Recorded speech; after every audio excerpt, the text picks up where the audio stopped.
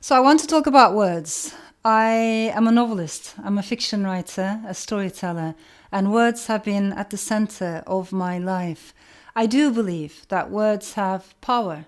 They transform us. They help us to transcend the limits of the self that is given to us by birth. And I do believe that words have magic.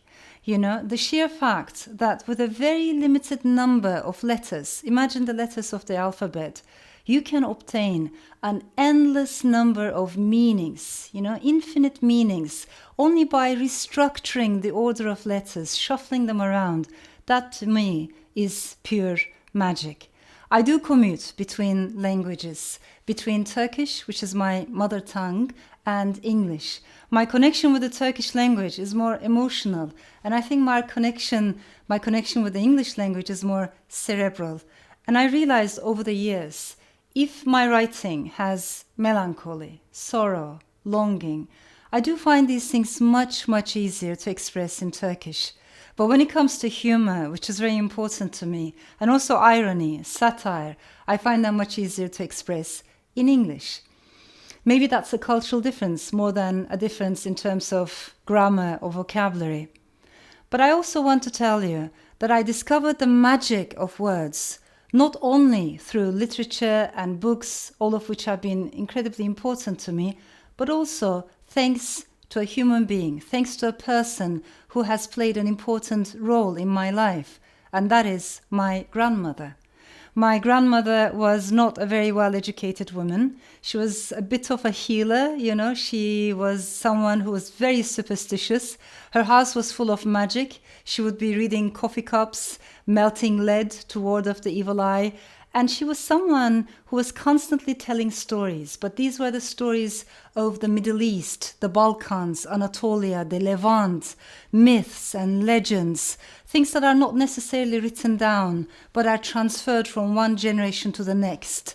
So it was that amazingly rich culture that she introduced me to.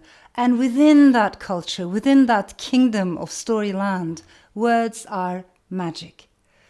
But I also want to tell you that I've learned over the years that there's also a dark side to words in the sense that they can be hurtful. Words can hurt. And I want to give you an example. If you open up a dictionary, several dictionaries in Turkey today, or websites, you will find, for instance, the word dirty has several meanings. So the first meaning of the word dirty is unclean, right? The meaning that you would expect. And then you look at the second or third meaning, and there it says a woman who is on her period, who is menstruating. And that troubles me, that offends, that hurts. Why are we calling women who are menstruating dirty?